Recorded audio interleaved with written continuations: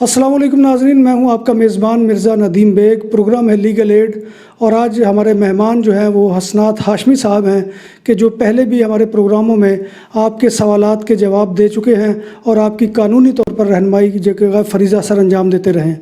आज भी वो हमारे साथ मौजूद हैं। सबसे पहले हाशमी साहब, मैं आपका शुक्रिया अदा करूँगा। अस्सलाम वालेकुम, बहुत बहुत शुक्रिया नदीम भाई, आपने एक बार फिर मौका दिया आपके प्रोग्राम में आने का। बहुत मेहरबानी सर, जज़ाकल्ला। तो सबसे पहले तो सवाल ये है कि सर, बाज़ लोग ये लॉकडाउन के ज़माने में ये कोरोना की जो वबा चल रही है, और नाज़रीन हमारी आपस में मुलाकात भी जो है बहुत अरसे के बाद इसी वजह से हो रही है कि जो वबा की एक कैफियत है उसमें चूँकि पाबंदियाँ थी, तो इसलिए मैं इनकी खिदमत में हाज़िर नहीं हो सका और ना इनको अपने पास बुला सका हूँ। तो आज ये मौका मिला है दोबारा। तो सबसे पहला सवाल हसनात भाई आपसे ये है कि पाकिस्तान बाज़ लोग गए हुए हैं और वो कोरोना की वजह से वहाँ पर फंस गए हैं, और वहाँ पर अब उनके ये हुआ कि उनमें अल्लाह तबारक व तआला ने एक और इजाफ़ा कर दिया, यानी बच्चा या बच्ची पैदा हो गई। अब वो जो लोग हैं वो क्या करेंगे? क्या वहाँ पर जो है वो उस बच्चे को वीज़े के लिए अप्लाई करेंगे या कोई और तरीक़ेकार है? ज़रा उसके बारे में तो वज़ाहत कर दें। जी, अगर बिलफ़र्ज़ कोई भी पाकिस्तानी हो जिसके पास स्पेन का रेज़िडेंस कार्ड हो और वो किसी बाकाशनीस बनाने के लिए बिलफ़र्ज़ वो पाकिस्तान में चले जाते हैं और वहाँ पर कोई बच्चे की पैदाइश हो जाती है, तो जो बच्चा पाकिस्तान में पैदा हो वो ऐसे ही जैसे स्पेन में आने से पहले ही बच्चा पाकिस्तान में पैदा हो गया, तो उसका जो प्रोसेस होगा वो आपको ज़ीरो से स्टार्ट करना पड़ेगा। यानी कि यहाँ से आपने बेसिकली पहले उनके इन्फॉर्मेशन लेनी पड़ेगी मकान की, अपना कॉन्ट्रातो बनाना पड़ेगा, काम का जो कॉन्ट्रातो आपका चलना चाहिए, वो नॉमिनस चाहिए होंगी। इसमें ये बात ज़रूर है कि जब बच्चा छोटा होता है, छोटे बच्चे को बुला रहे हो जो अभी फ़ौरन पैदा हुआ हो, तो उसकी जो रिक्वायरमेंट है, माली रिक्वायरमेंट जो मांगी जाती है या मकान के हवाले से, वो एक नए मेंबर के तौर पे नहीं होती। यानी कि अगर बिलफ़र्ज़ आपके 4 मेंबर थे, आपने उनके लिए मकान जो लिया था, उनके लिए जो इन्फॉर्म में पास कराई थी, उसी इन्फॉर्म में अगर अभी वैलिड है तो वो चल जाएगी। अगर आपकी नॉमिना वही है तो वो भी चल जाएगी, लेकिन ये प्रोसेस आपने ज़रूर करना पड़ेगा दोबारा से। पहले यहाँ से पेपर पास होंगे, फिर आपने वो पाकिस्तान में भेजने पड़ेंगे, वहाँ से वो वीज़ा लगेगा और वो आ जाएंगे। लेकिन अगर डायरेक्ट आप एम्बेसी में जाएंगे वीज़ा अप्लाई करेंगे तो वो एक्सेप्टेबल नहीं है, क्योंकि कानून में जो चीज़ लिखी है ना वो उसके मुताबिक यही बंद है। अगर जो बच्चा पाकिस्तान में पैदा होगा किसी गैर मुल्की का, यानी कि बच्चा अपने मुल्क में पैदा होगा, तो वो फिर पूरा का ज़ीरो से प्रोसेस स्टार्ट करेगा। अच्छा, इसी से मुतल्लिक एक और सवाल है कि ये तो चूँकि बच्चा पाकिस्तान में पैदा हुआ, लेकिन अगर एक फैमिली स्पेन में रह रही है, मियाँ बीवी, और वो दोनों के पास लीगल स्टेटस नहीं है, तो क्या वो लोग जो है उनके यहाँ बच्चा या बच्ची पैदा होता है, उसकी बुनियाद के ऊपर क्या वो यहाँ की शहरियत या यहाँ पर जो है वो डॉक्यूमेंट हासिल कर सकते हैं? अगर बच्चा यहाँ पर पैदा जी हो तो वालिदैन यानी कि पेपर ले सकते हैं। जी जी। ओके, उस हवाले से ये है कि अगर तो बच्चा पैदा यहाँ पर होता है तो अगर वालिदैन के पास डॉक्यूमेंट नहीं है ना, तो बच्चे के पास भी नहीं होंगे। यानी बच्चा अगर पेपर लेना चाहेगा ना तो वो 18 साल की उम्र में जब होगा फिर उसको नारगा दुरासियन मिलेगी। लेकिन ये 18 साल की एज तक जो है ना, जो टाइम जो गुजरेगा ना, वो इलीगल ही रहेगा। अगर बिलफ़र्ज़ वो बच्चा कहीं से राइगो यानी कि उसकी एज होती है या वो लीगल होता है किसी वजह से, तो वो फिर स्पेनिश पासपोर्ट लेगा, फिर वो वालिदैन को जो है ना वो एक साल का कार्ड दिलवा सकता है। लेकिन अगर वालिदैन के पास नहीं है तो उन्हीं की वजह से बच्चे ने भी लीगल होना था यहाँ पर, तो वो नहीं हो पाएगा। यानी बच्चा अनडॉक्यूमेंटेड ही रहेगा, 18 साल की एज तक उसके पास पेपर नहीं होंगे, बच्चे के पास भी नहीं बच्चे के पास भी पेपर नहीं होंगे। अच्छा सर, एक और सवाल ये है कि जो पारेखद एचओ या शादी का मामला होता है यहाँ पे करने का, तो उसके लिए क्या पाकिस्तान से जो डॉक्यूमेंट मंगवाई जाती हैं वो एक ही तरह की होती हैं या उसमें कोई मुख्तलिफ चीज़ होती है? जी, बेसिकली जो मैरिज होता है ना शादी के हवाले से, वो थोड़ा सा स्ट्रिक्ट होता है। तो उसमें अभी अगर बार्सिलोना की बात करेंगे तो बार्सिलोना की रजिस्टर सिविल में उनके पास तजर्बा इतना आ गया, वो हमारे डॉक्यूमेंट्स इतने वाकिफ़ हो गए, वो आपसे एक्स्ट्रा भी मांग सकते हैं। लेकिन जो नॉर्मल जो डॉक्यूमेंट आपको चाहिए थे बाई लॉ, वो जो है ना वो सेम ही है कि आप पहले से शादीशुदा ना हो और आपका बर्थ सर्टिफिकेट, ताकि आपकी शनाख्त हो सके और आप मौजूदा कहाँ पर रह रही हो, वो जो यहाँ की पादरोन होगी। लेकिन जो रजिस्टर सिविल दे बार्सिलोना है, इनके पास क्योंकि नॉलेज है हमारा पर्सनल जो लाया हम पर जो लागू होता है उसके मुताबिक, तो शादी करने के लिए कुछ ज़्यादा रिक्वायरमेंट्स हैं, तो उस हवाले से जो है ना वो आपसे मांगेंगे। वालिदैन की इजाज़तनामा भी होना चाहिए। तो वो अगर तो आपके वालिदैन, अगर आप यंग हैं, अगर तो बिलफ़र्ज़ कोई 40 साल से ऊपर के, तो वो नहीं मांगेंगे वालिदैन का इजाज़तनामा। बाइला इधर ज़रूरत नहीं होती, यानी कि अगर स्पानिश है तो उसको अपने वालिदैन से ज़रूरत नहीं है। लेकिन क्यों हमारा पर्सनल लॉ ये जो है ना वो वालिदैन की इजाज़त मांगता है, वो देखना चाहते हैं कि ये पेपर के लिए ना हो, तो उसके लिए वो मांगेंगे, जो है ना इजाज़तनामा मांगेंगे। पारेखाल के लिए ज़रूरी नहीं है। अच्छा, तो पारेखा एचओ के लिए जो अप्लाई करने के लिए किन चीज़ों की ज़रूरत होती है, कोई आप बता सकते हैं रफली? जी, पारेखाद एचओ के लिए सबसे पहले तो जो पहले जो ला था ना वो ये था कि आपने अगर एक साथ रह रहे कि मकान में तो बेसिकली वही पारेखाद एचओ है। पर इसका लफ्ज़ी मतलब ही यही बनता है कि आपके हालात की वजह से लोग आपको जानना शुरू कर दें कि आप पारेखा हैं, इसलिए वो पारेखाद एचओ बनता है। यानी लीगली इसका मतलब यही बनता है। अगर आप उसकी रिक्वायरमेंट के साथ से पूछ रहे हैं कि अगर बाद में तरखेता कम्युनिटारिया लेना पड़ जाए तो वो जो मेन जो चीज़ होगी वो आपका पाकिस्तान से बर्थ सर्टिफिकेट आपको चाहिए होगा, अनमैरिड सर्टिफिकेट चाहिए होगा। ये कुछ कभी ज़रूरत पड़ सकती है, कभी नहीं, बाय लॉ नहीं है इसकी अनमैरिड सर्टिफिकेट की, लेकिन मैं रिकमेंड हमेशा करता हूँ बर्थ सर्टिफिकेट आपसे ज़रूर मांगा जाएगा। फिर आपने नोतारिया के पास जाना होता है। कातालुनिया में इख्तियार दिया गया नोतारिया, इसके ज़रिए आपने बयान रिकॉर्ड कराना होता है कि हम पारेखा बन चुके हैं, लिहाजा में इंदराज किया जाए। और कातालुनिया का अपना एक रजिस्टर है पारेखा का, वहाँ पर जब आपकी पारेखा रजिस्टर्ड हो जाती है वहाँ पर एक सर्टिफिकेट जारी कर दिया जाता है आपको कि अब आप पारेखा हैं इस तारीख से, तो फिर आप जो है वो तरखेता कम्युनिटारिया अप्लाई कर सकते हैं। तरखेता कम्युनिटारिया अप्लाई करने के लिए ये ज़रूर शर्त होगी, और चाहे वो आप मैरिज के ज़रिए आएँ या पारेखा के ज़रिए आएँ, कि दोनों में से एक की जो है ना वो आलता होना चाहिए। ऑब्वियसली जिसके पास पेपर नहीं हो वो तो नहीं हो सकेगा, तो अगर बीवी है या दो उनकी जो फीमेल पारेख हैं वो फिर आलता उनका ज़रूर होना चाहिए, चाहे एक दिन का क्यों ना हो, लेकिन आलता उनका सिक्योरिटी सोशल में होगा तब आपको 5 साल का कार्ड मिलेगा। अच्छा, बहुत शुक्रिया सर। अच्छा, अब एक सवाल ये है कि जो इतने लोगों ने अप्लाई किया था, ख़ासतौर पे कंपनियों ने अपने मुलाजमीन को, कि जो कोरोना वायरस की वजह से बेरोज़गार हो गए थे, अब जो है वो कुछ लोगों को नहीं मिला, तो वो क्या करें और ये कब तक मिलेगा? ठीक है, ये देख लें, ये जो इर्ते की जो इश्यूज़ है ना उसमें बहुत ज़्यादा ना लोगों को कंफ्यूज भी है इस हवाले से।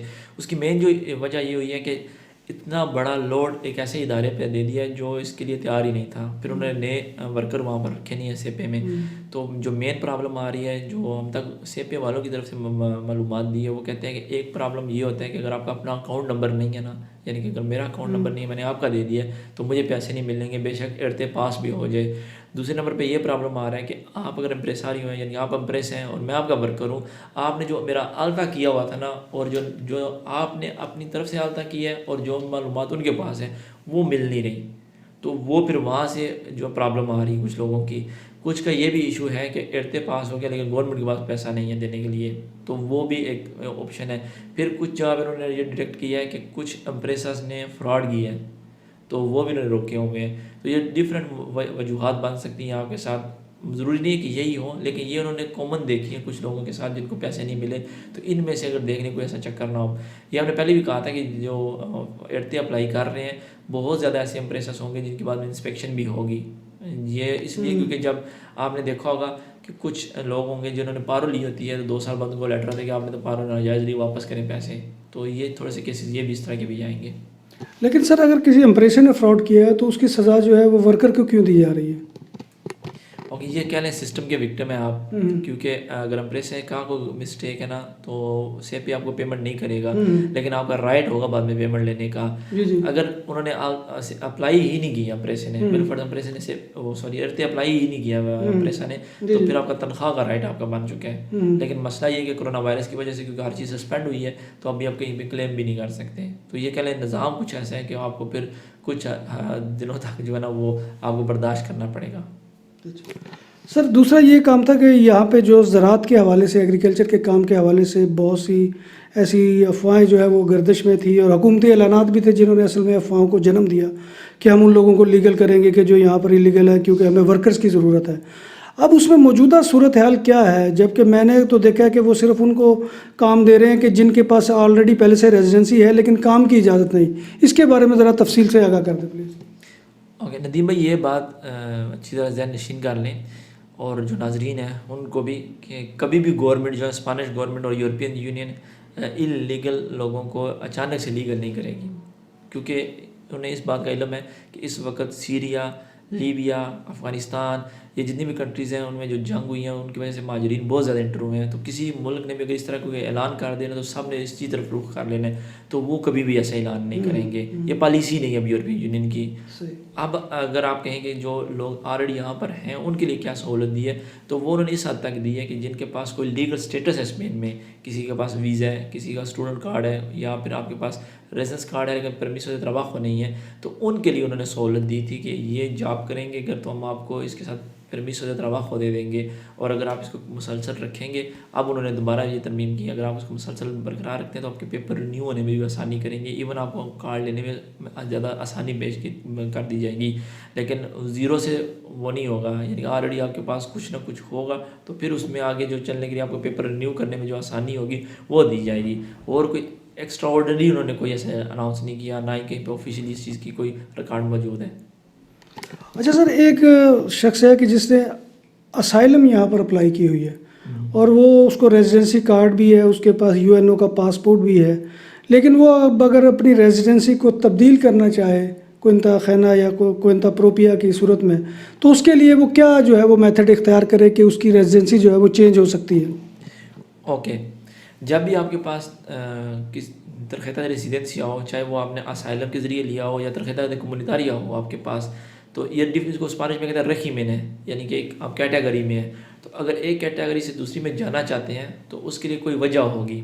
अगर वो यानी कि हमेशा बिलफ़र्ज़ आपके पास अगर तरख़ीत कम्युनिटारिया है तो आप चाहते हैं कि मैं नॉर्मल रेजिडेंस कार्ड लूँ, तो उसके लिए लॉ में कुछ रिक्वायरमेंट लिखी होती है कि बिलफ़र्ज़ अगर आपके 3 साल से पहले डाइवोर्स हो जाती है तब आप नॉर्मल पे चले जा सकते हैं। अगर बिलफ़र्ज़ आपकी जो तारीख़ है वो फ़ौत हो जाती है तब आप नॉर्मल पे जा सकते हैं। यानी कुछ ऐसी रिक्वायरमेंट ज़रूर होंगी कि उनमें से कुछ चीज़ पूरी हो तो तब आप नॉर्मल, जो हमारे पास जो नॉर्मल कार्ड होते हैं वो आ जाएगा।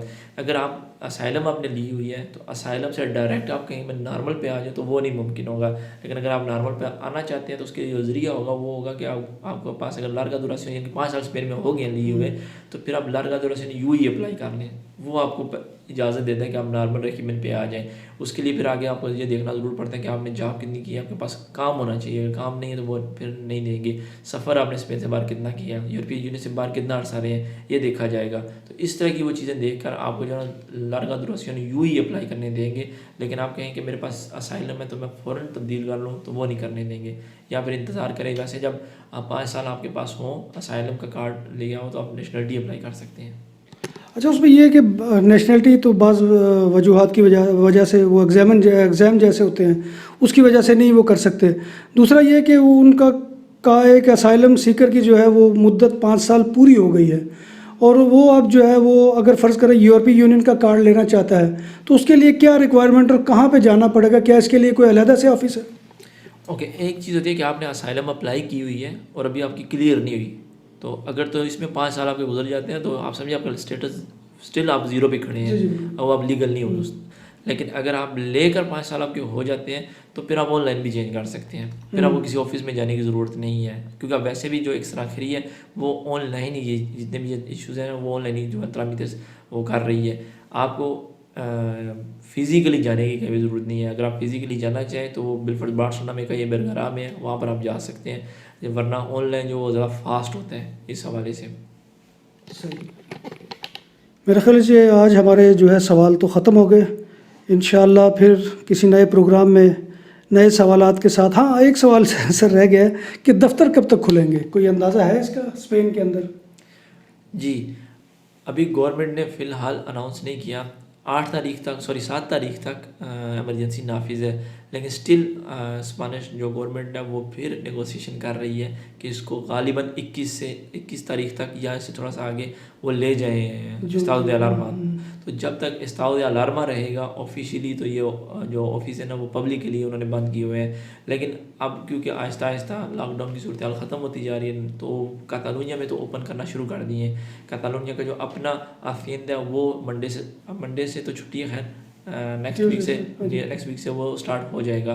तो इसी तरह आफियंदा seguridad सोशल जिन इलाकों में कोरोना वायरस पे कंट्रोल पाया जाएगा ये ऑफिस भी ओपन होते जाएंगे। लेकिन ये हमेशा मेडिकल पॉइंट ऑफ व्यू से ही चलेंगे, कानूनी पॉइंट ऑफ व्यू से नहीं देखा जाएगा। जहाँ पर जो जोन सेफ जोन हो जाएंगे वहाँ पर नॉर्मल रूटीन की लाइफ आना शुरू हो जाएगी। अदालती जो जितने भी निज़ाम है उनमें फ़ेज़ 2 नाफिज कर दिया जाएगा ऑटोमेटिकली।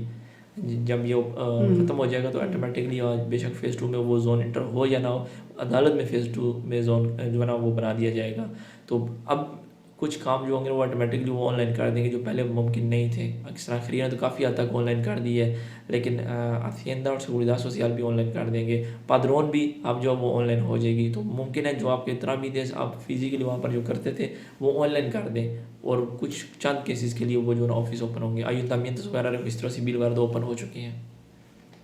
बहुत शुक्रिया हसनात भाई आपका, और मैं नाजरीन आपका भी शुक्रिया अदा करता हूं कि आपने वक्त दिया, हमारी वीडियो को देखा। आपसे बस गुजारिश यही है कि आप हमारे चैनल BBC अपडेट टीवी को सब्सक्राइब करें, इसके प्रोग्राम को लाइक करें, शेयर करें, और कमेंट बॉक्स में आके कमेंट लाजमी दें, क्योंकि आपके कमेंट जो है वो हमारी रहनुमाई का ज़रिया बनते हैं। तो इसी के साथ हसनात हाशमी साहब और मुझे इजाज़त दीजिए। अल्लाह हाफ़िज़।